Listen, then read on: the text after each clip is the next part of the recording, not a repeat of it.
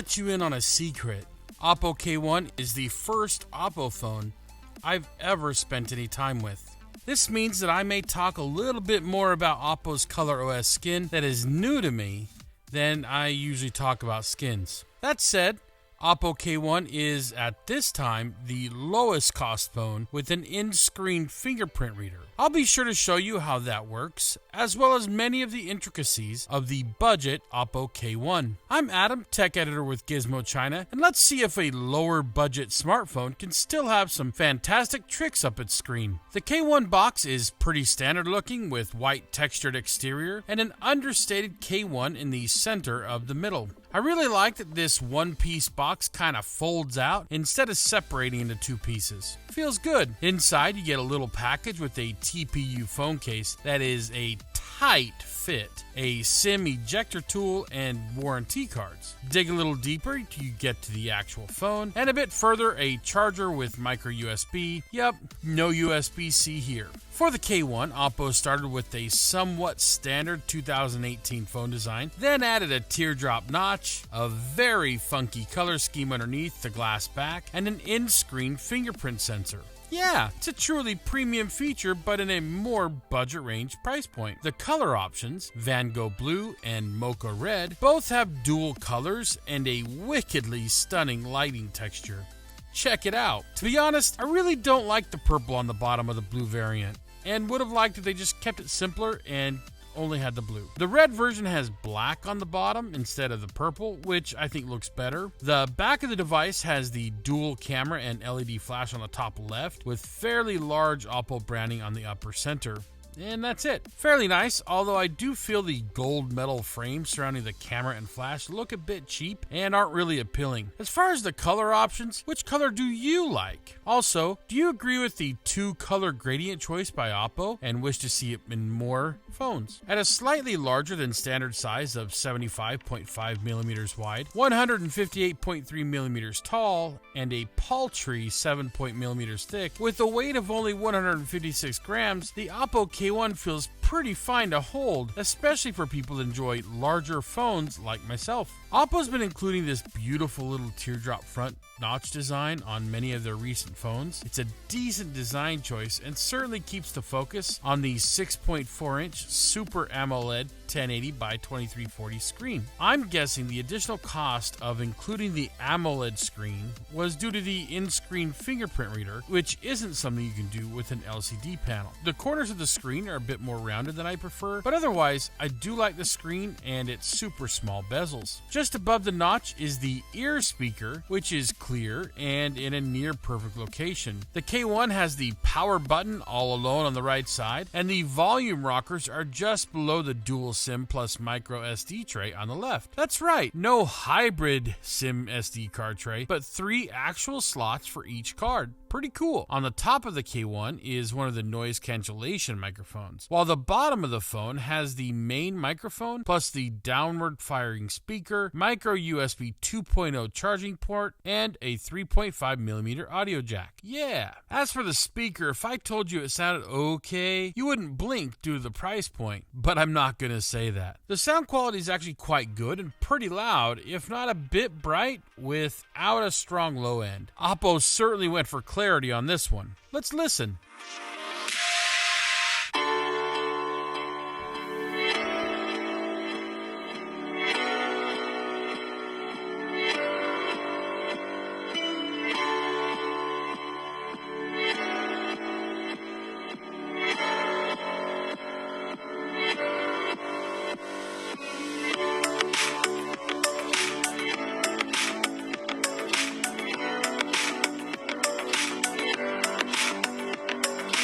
Sounds pretty good, right? If you're enjoying this review, make sure to press the like button. You know we'd love to hear your thoughts on if you love the unique design options of the OPPO K1. Please leave your comments below and subscribe to the Gizmo China channel for more smartphone and tech goodness. As this is my first time with an OPPO ColorOS device, I'm finding some really groovy features in this Android 8.1 Oreo phone that are unique to the ColorOS 5.2 skin. The phone can be unlocked using either a really groovy and and Technicolor in-screen fingerprint reader, or face unlocking. I prefer the lift to wake or the 2-tap options with face unlock, but as usual, it's not necessarily the most secure choice. There is an option to use face unlocking and the fingerprint reader in tandem for more security, which I do like. The general design of the UI is quite fresh with unique icons and actually feels a little bit like iOS as opposed to Android. And that goes for the unfortunate launcher lockdown as well. The bottom tray of icons oddly floats quite a bit above the bottom of the device, seemingly for no reason. I wish it would be lower at the bottom of the phone like normal so there would be a cleaner, less cluttered interface. I'm a bit annoyed at all the preloaded apps on this device as well. I do like the smart sidebar and feel it's a very convenient option for many of your most used utilities or your apps. It's customizable so you make it your own, or you can just not use it either. For me, I like it and wish it were on my daily driver. This phone can be used with either the standard Android navigation bar, which OPPO calls the virtual key navigation. You can also use a movable button, OPPO is called assistive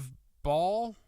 Okay. Or a gesture system. As usual, I liked and used the gesture system that felt very similar to the system used by Oneplus with all their gestures originating from the bottom of the phone. I do prefer using gestures from a more natural left-right position or forward-back than only from the bottom. In many lower-cost devices, the place manufacturers try to keep the cost low is right under the hood. However, the OPPO K1 includes the premium mid-range Snapdragon 660 chipset, which has an octa-core CPU paired with the Adreno 512 GPU for some gaming and video power. Additionally, there's an included gaming mode called Game Space, which can offer network and graphics acceleration and offers improved gaming performance, intelligent system resource allocation, network protection, and call notification management. Pretty groovy stuff. The chipset works well as going through menus, browsing the web, and general use is fairly straightforward and without stutter or lag. According to PUBG, the OPPO K1 has middling graphics capabilities and recommended I use the medium quality graphics to play. The game actually played quite well at this resolution and was without stutter or any lag issues. I played at higher resolution as well and only had slight lag and stutter at the busiest points. In other games, as you can see here, I had very few issues, but mostly gamed happily on the phone. With an Antutu score of 133,728, there's additional proof that OPPO K1 graphics and video capabilities are steps above its standard price point. My review unit is the 6GB of RAM with 64GB storage model. You can also get an OPPO K1 in a 4GB RAM, 64GB storage option. As with most phones these days, the calling interface, sound clarity is mostly on point. You'll hear the other end free and clear, and they will the same. As for the battery, you get a 3600 milliamp lithium-ion battery that I found to be plenty for a full day of use, and really, for most people, you could likely get 2 days out of it when using the smart power saving option. When or if you run out of power, OPPO includes their Super VOOC fast charger that'll give you a boost in your juice. I'm guessing at the lower end of pricing, most of the dual cameras are going with a depth sensing assist secondary camera as opposed to an additional focal length option. Here, OPPO has included the unique dual array with the main shooter being a 16 megapixel f1.7 camera and the secondary 2 megapixel being only used for depth sensing and maybe autofocus. Straight out of the box, I like the fact that any settings for the mode you're in are at your fingertips on screen. That said, I feel the settings are actually a bit limited and the options aren't customizable all that much. I do like the images from this camera. They're freaking fantastic for a device at this price point. The wide f.17 aperture really shines, as you can see in these images, with really nice bokeh in the out of focus areas and clean, detailed in-focus bits with just on the edge of the sharpening limit. When HDR is not activated, the colors are accurate and, thank goodness, not oversaturated. When using the full screen photo mode, the camera zooms a bit and the image quality isn't as good as the standard image size. I recommend using the standard aspect ratio, as the full screen and square aspect ratios look way too over sharpened. The standard shooting modes are time-lapse, video, photo, portrait, sticker, should have just included that with the portrait mode, pano, and expert, which is the manual mode. Of these, I generally suggest the use of just photo or expert modes for best results. The other modes mostly lack options, although the sticker mode could be a bit of fun. The front-facing camera is a fantastic 25 megapixel shooter that'll make selfie lovers oh so happy. The images are quite detailed and I love the shallow depth of field detailed and sharp in focus areas. Well done on this for sure. And in an odd decision, there's no portrait mode on the front-facing camera. What? The video from the front-facing camera is 1080p with decent quality, although no stabilization.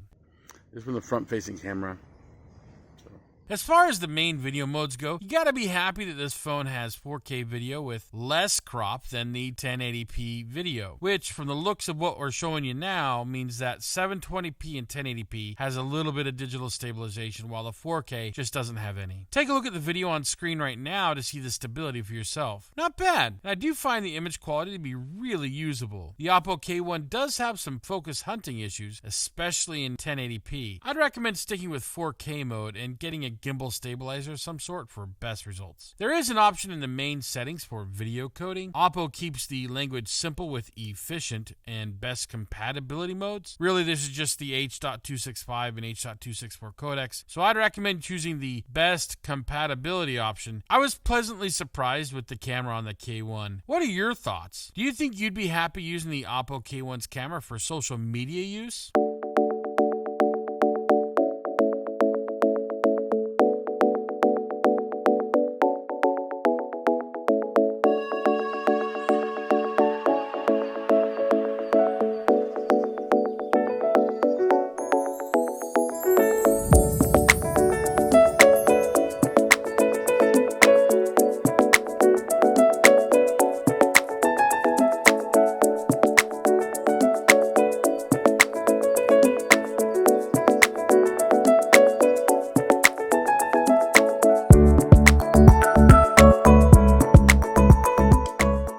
With a bit of a happy surprise to me, the OPPO K1 is truly a worthy device that I would gladly recommend to people. And I'm surprised so much really good tech was jam-packed into this device. However, I do wish for a few things like unlocking the launcher, slow-mo video, getting rid of that two-tone gradient. Otherwise, I really like this phone. This may have been my first time with an OPPO device, but after my experience with the K1, it won't be my last.